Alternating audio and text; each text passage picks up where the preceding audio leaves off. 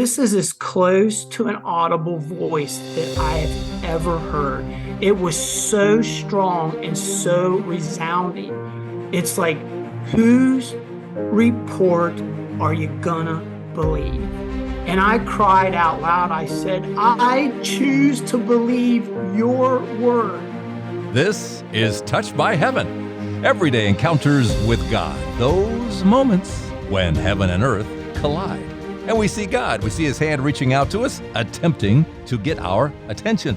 Welcome. I would be your host, Trapper Jack. Oh, okay. Well, you know what? That's a good name. Don't think I would have wanted to go on with Cracker Jack. Yeah, there you go. Yeah. This is Gary and Robin. And what a great story. A miracle story, a healing story, impossible story. Oh, and it comes with a song, too. I tell you that sometimes songs bubble up in my head, seemingly out of nowhere, but we know where that nowhere is. Well, this episode came with a song. I hear the secrets that you keep when you're talking in your sleep.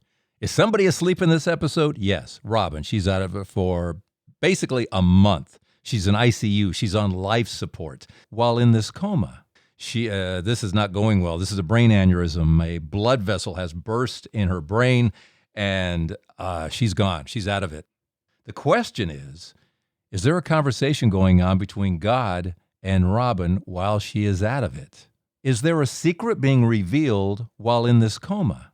And I believe as of today, as we record this, 700 Club is doing something with this. They've already talked to you and they're putting it on today? Yes, it's going to be on today, yes. Because I'll find a link to it and maybe include some of that as well.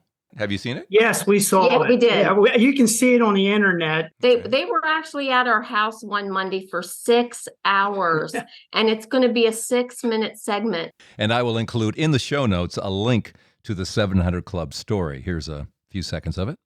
Robin suffered a brain bleed. Dr. Evan Fox was one of the physicians that treated Robin's aneurysm.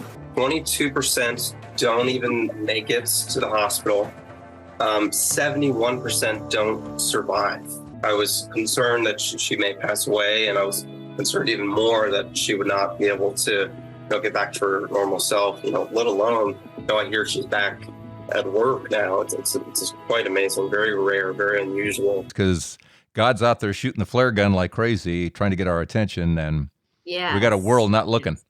Yes, sir. That's exactly correct. And you know what? We also got a church world that's not looking. Yeah. Boy, and then we really need to wake up the church and say, hey, what he did in the first century, he's doing in this century. Oh my gosh. And then some. And he longs to do it. Yeah. And I'm getting chills right now, guys. Just want to let you know, I got nonstop chills going on. That's good. That's what we're hoping for. We're going to start with Gary as he gets the news a year ago, August. I went to work that morning on August 3rd, 2022, and I noticed that I had a voicemail message.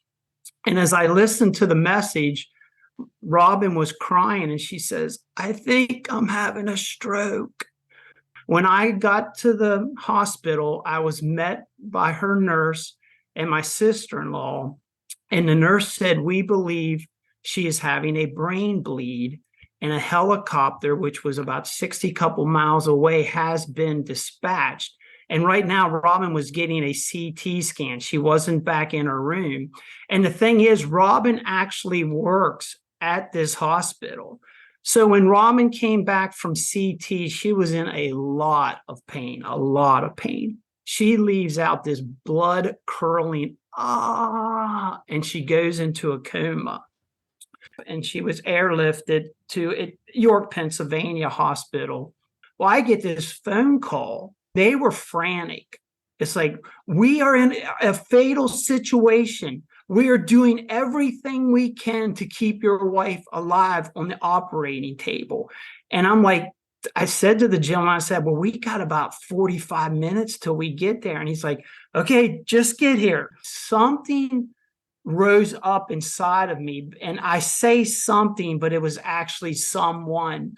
It was the Holy Spirit. And I felt such authority come over me. And I said out loud, I said, in the name of Jesus, I command the spirit of death to leave that operating room now. And then once again, I just allowed the Holy Spirit just to pray however he wanted me to pray and everything. Can I interject one thing here? Sure. Because my wife and I are learning to pray like you just prayed, that we do have authority. We've been given authority to throw the evil spirits to the foot of the cross, Yes. to be dealt with by Jesus. Tell me where you learned to do that.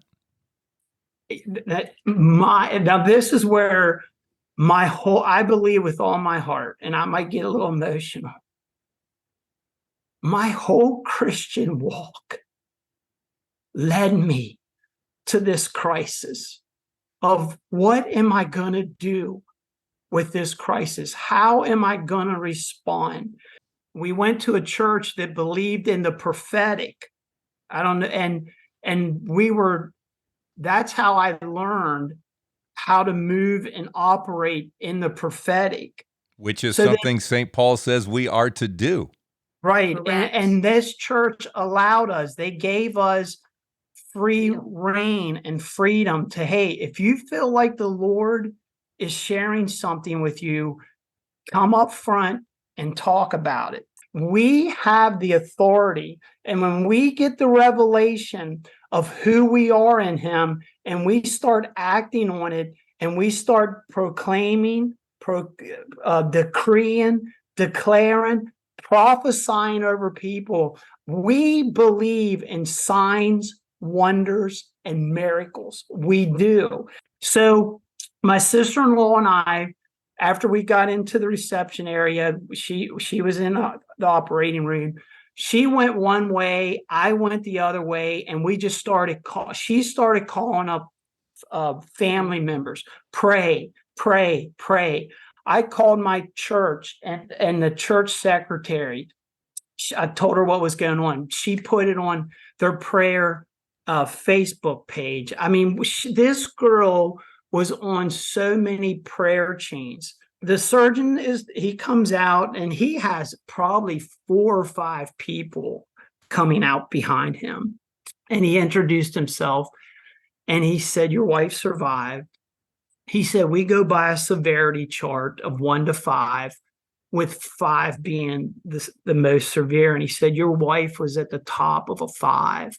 And he said, when somebody's presented at a 5, he said, a third of them will not even make it to the hospital. He said, another third will die on my operating room. And he said, a third who do survive, he said, a third of them will leave this hospital permanently disabled. And then he said, what we're going to be doing now is we're going to be entering a 21-day marathon. He said she will be in the ICU for 21 days, and then we'll go from there. So they took us to her room, and when I walked in, she was on so many IVs. She was on life support. They had her head shaved right up the middle, and this plastic tube was coming out of it, draining blood into a bag. And I took one look at her and I turned to the wall and I just started sobbing, because it's like, that's not my wife. That's not who just a few hours ago I said, bye, see ya, love ya. And that began the journey right there. I've got the picture, I've got the picture. I can't imagine, as a husband, it's like, whoa, you're in there somewhere. And you already know that odds are, she's not going to be who you just last talked to. Yeah. Robin's condition initially improved rapidly, which shocked her doctors. Friday, when I went in, she was actually sitting up on a chair. And she even said to me, she said, what the heck happened? Well, I fell to my knees and just started sobbing in her lap. What? This was 2 days after the surgery. Wow. And then also she even made mention, she's like, I'm hungry. She's eating a cheeseburger. I mean, everything is just wonderful. Talk about that, Robin. What was going on? Well, honestly, I don't know, because I do not remember that day or 28 days after that. Not a smidgen. Nothing. Nothing. You went a month pretty much without knowing anything. Yes, sir. Not remembering. Right. My brother came in from California and for how many? 3 days. 3 days. And he said I was up, enough to talk to him just like normal and all that stuff. I don't remember one sentence. She doesn't remember it, but I remember every Yes. single day. And this song, is playing. As I'm putting this together, I'm hearing this song playing, and it's suddenly I'm realizing it's about you. It's about you, Robin. It's about you. And I'm getting a sense that there was some sort of conversation, although you don't remember anything, but that there was some sort of conversation going on between you and God, and maybe a decision on how this was all going to go. I don't know. We're very open to that. I don't know if you looked at the lyrics. Yes, I did. Actually, that was popular in our day, that song. Because I'm trying to think what that lyric says. It says something like secrets. What is it? Do you have it in front of you? It says, when you close your eyes and you go to sleep and it's down to the sound of a heartbeat, I can hear the things that you're dreaming about when you open up your heart and the truth comes out. You tell me that you want me. You tell me that you need me. You tell me that you love me. And I know that I'm right. I hear the secrets that you keep when you're talking in your sleep. That's the lyric. That's the lyric. What was happening in the midst of all that on the spiritual level? Either one of you that can answer that. Well, I remember that when I was sitting there at her bedside, she just nonchalantly started talking. She said, I went to the park the other day and I was sitting under a pavilion talking to a man. So I just kept the conversation going and everything. And I said to her, I said, well, was he a good man or a bad man? And she said, oh, he was a good man. She said, I would never talk to a bad man. So because my thinking was, okay, if this is a bad man, if this is something from the dark side, I need to address it. But because it was, she said it was a good man, then I believe with all my heart. I know people can say, well, she just had major, trauma to the brain. She has a lot of medication surging through her body. But and she does too, we choose to believe the supernatural, that it was her father saying to her, I got this, because this was just a couple days before she took a turn for the worse. Okay, tell me, by the way, Robin, do you remember having this conversation with Gary? Oh, no. Oh, no. You don't remember any of this? I met this man. No, but I will. No, but I do want to tell you, though, that there was never a time when anybody said that I was like talked off the wall or like I was on drugs. You know what I mean? Mm-hmm. I mean, I never did that. All my conversations were normal. So when she's telling you this, Gary, and obviously she hasn't been anywhere like this.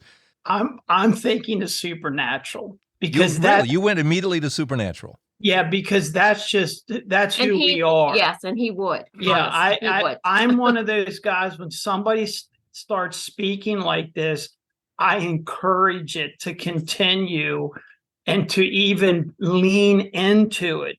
But no, I totally went right to the supernatural, because we believe in the supernatural. We've been involved in the supernatural.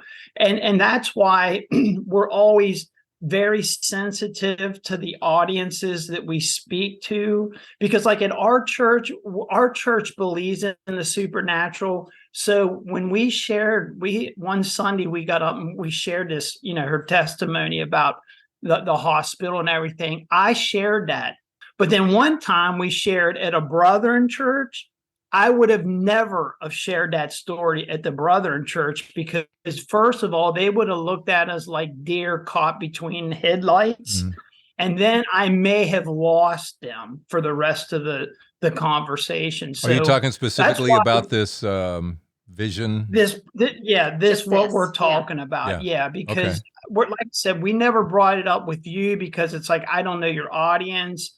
I don't know what their spin is on the supernatural, but we truly believe in the supernatural. And like I said, we've lived it and we're living it. And yeah, I'm curious, did you share it with 700 Club? No, I did not share No. that with the 700 Club because I don't know how their take would have been on it. Okay. Now, And and to your point, you don't, you've kind of you went reaching out to me, not knowing fully what we are, and No. this is what we are. Okay. This is all about encounter. These episodes are all about encounter in a variety of different ways. If I could just read that text that you sent me, it says the father talking to his beloved daughter, and the daughter talking to the father, with the father saying, I hear you talking in your sleep about me and the love for me.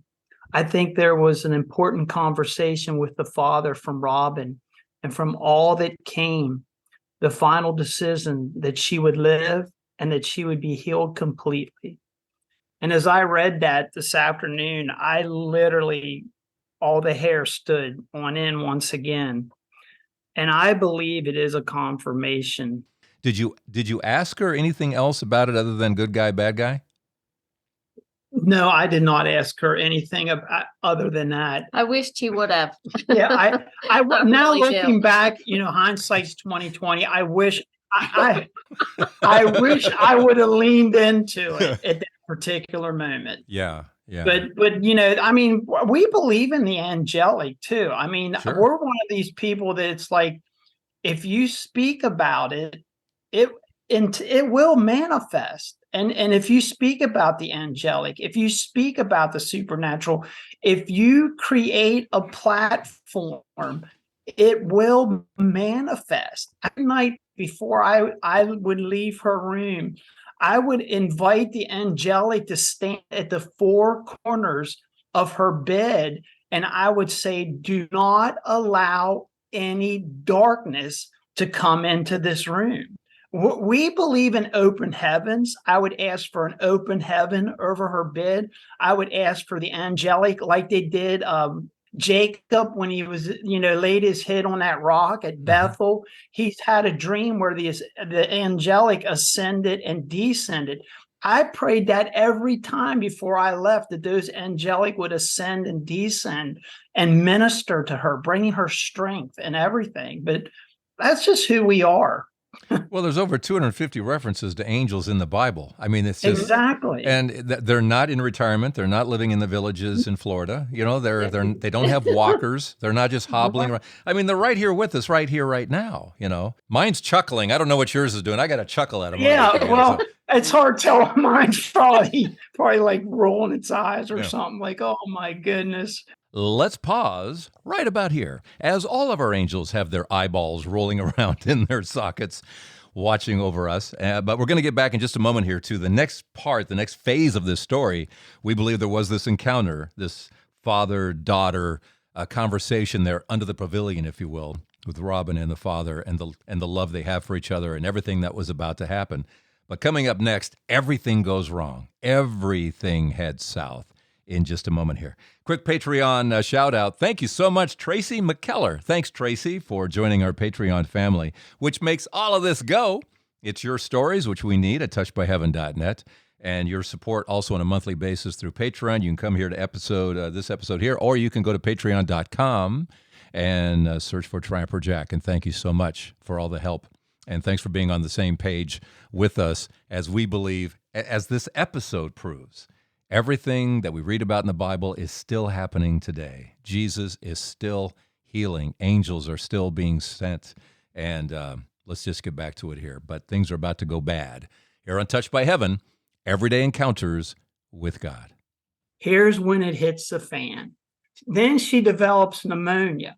Well, sure enough, yes, this was Sunday. She went back on life support. So she's on life support for 6 days. And I went into her room every day and I stood over her and I said, I speak life. I speak light. I speak abundance. I speak acceleration of healing. And I would do that in the morning. I'd do it at lunch.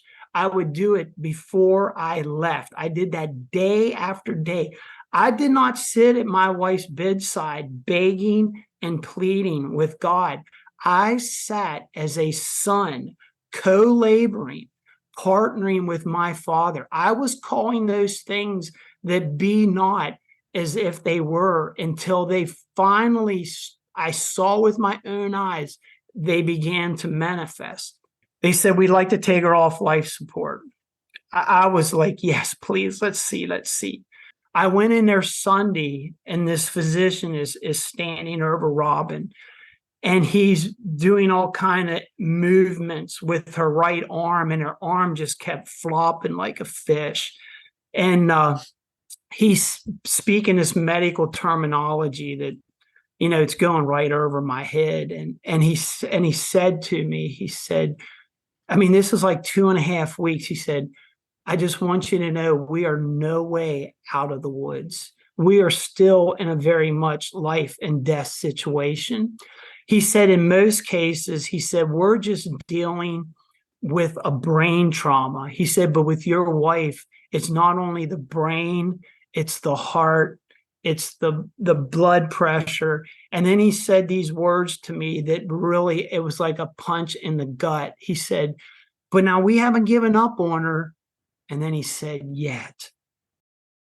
I just felt like somebody just punched me as hard as they could in the stomach. So this physician leaves, and the nurse comes up to me, and she puts her hand on my shoulder, and she said, sir, I'm sorry to inform you, but your wife has been compromised on the right side. He said, she will, as bad as it is, she will never regain full strength or mobility.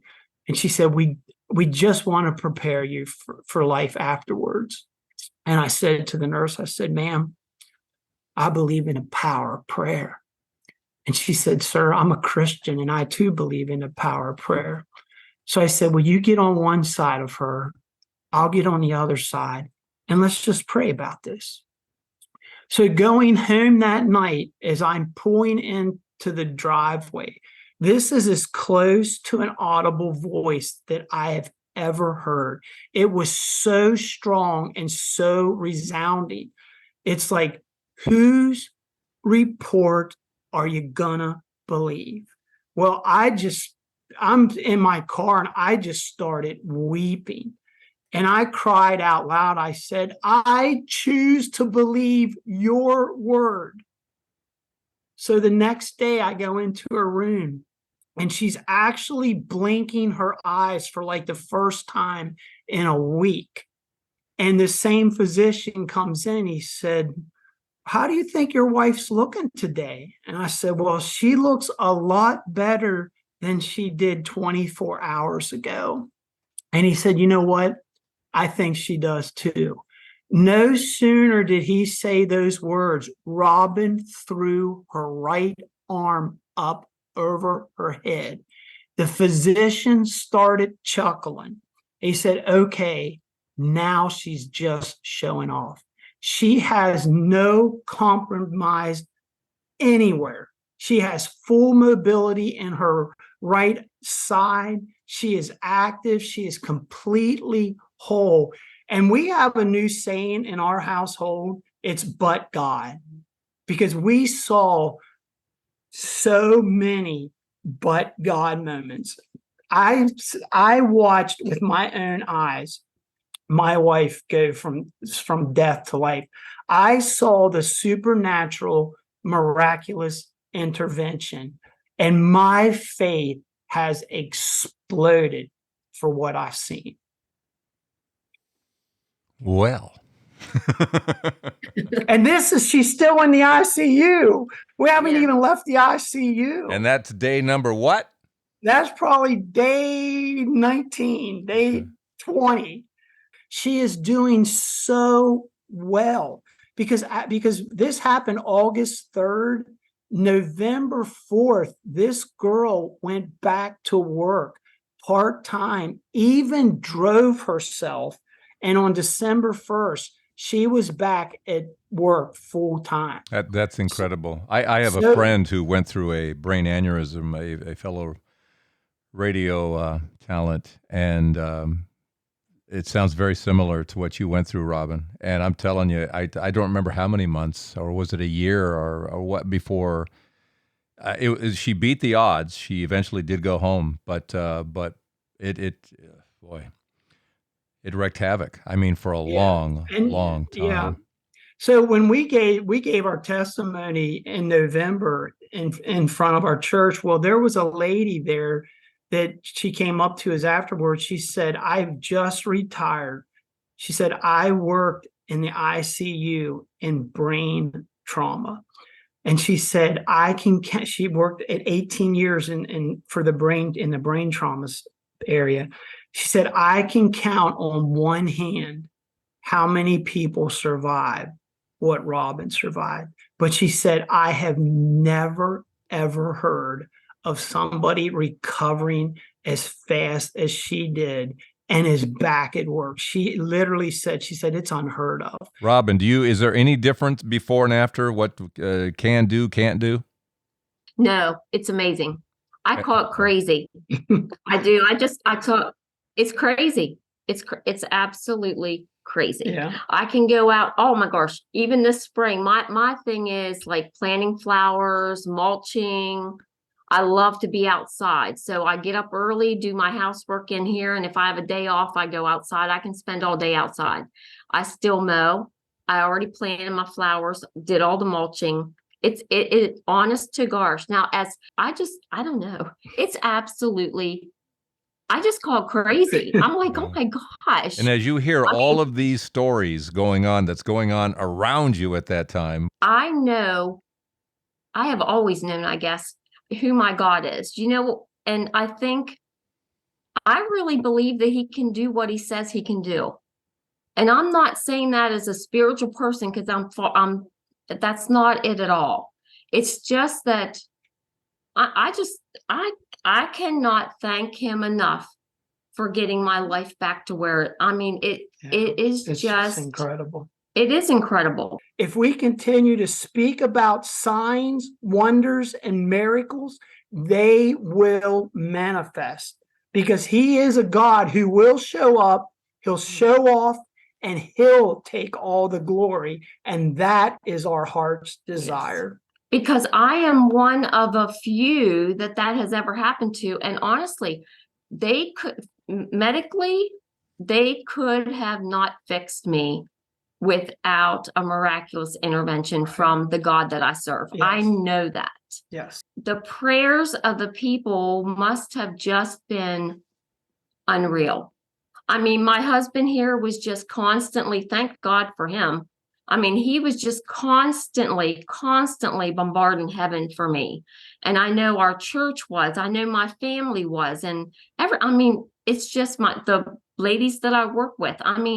The actual prayers going up to heaven just must have been unreal. And I think, oh my gosh, these people are so precious because those people didn't even know me, but yet it is the power of what we are able to do in the spirit of a God that we serve. Does that make sense? It does. At the same time, and you know this as well. Sometimes you look out and you go, why this person, not that person? Those people had a billion prayers going to, but God's way is not our way, and we don't understand. That's correct. We don't understand his way. However, by now we should understand his heart. Yes. And that everything is for the better, even though in the midst of it all, it doesn't necessarily look like it's for the better, but he's doing something in everything. There's a reason God did this. And we're very open to it, to like, okay, God, why did you do this? Because we want you to get the glory and the honor for this. Where will this take us? We don't know, but we want to be so open to it, because it's like, it is a rare thing. And the surgeon came in and he was all smiling. He said, "I got great news, lady." He said, "There's no signs of an aneurysm." He said, "It is totally gone." But he really let us in on some things. And he said about, when someone is that bad, he said the death rate is 90%. And I started getting all teary-eyed. And he said, in most cases, what I am doing is I am transitioning the individual's body from life to death, basically just trying to make them as comfortable as they can until they pass away. But then out of his own mouth, he said, but in your case, it was nothing short of miraculous. I mean, we're watching Hallmark movies. I'm bawling watching a Hallmark movie. You are a Hallmark movie. She looks over at me. She goes, "What's wrong?" And I'm like, "I don't know." And I mean, I'm just bawling. Wow. We just want people to get the news that no matter what you're going through, no matter how bad things look, no matter how crazy this world is, we have hope. Yeah. And we know who the hope is. Jesus Christ is the only hope, really, that we can have, that we can actually rely on 24/7. He is always there. At the mention of his name, there he is. And I know that. He's God. Nobody else is. And I put 100% total faith in that. Part of the podcast is always me at the end saying, "What's the takeaway?" Thank you. You just gave it to me. I don't even have to ask. That is the takeaway. Thank you, guys. And thank you. Thank you very much. See Thank you. you. Bye-bye. Thanks, Gary. Thanks, Robin. And special thanks to the Holy Spirit for providing the music, Talking in Your Sleep, this indication that there was a conversation early on between the father and his beloved daughter, and it was all disclosed right then what was going to be happening. All the prayers are going to be said, how she would be healed perfectly. I mean, the odds in this kind of situation, a person's either going to die or be severely debilitated for the rest of their life. And here, not Robin, completely healed. And there was a plan and all of that. There's so many great lessons in this. In terms of prayer, you can certainly look at Gary's prayers, how he prayed with authority. You know, Jesus in the Bible doesn't say pray for the sick. He says heal the sick. Pray like you actually believe that your prayer matters, that it actually can move the hand of God. You know, he never said he was begging. He was, what did he say? Co-laboring? I forget the exact words, but basically that, you know, I want to be on the same page with you, God, praying for Robin's healing here. And sometimes we have this kind of outcome, and we know sometimes we don't. We also know that there's a great C.S. Lewis quote that says, God whispers in our pleasures, he speaks in our conscience, and he shouts in our pain. Boy, does he get our attention then. Not that he's doing it, not that he's doing these horrible things to us, but how pain is the megaphone to a deaf world. This is how he does get our attention, because the big picture is eternal life. It's not this life. This life is to help us get to the next life, right? And thank God for that as he continues to reveal himself to us in these Touched by Heaven stories. What is your story? Let me know here at touchedbyheaven.net. Appreciate that. Appreciate you keeping us a 5-star podcast and your ratings and reviews. We thank you for keeping this going through patreon.com. And I'll see you again next week. I hope for another episode of Touched by Heaven, Everyday Encounters with God. I'm Trapper Jack. Oh, okay. Well, you know what? That's a good name.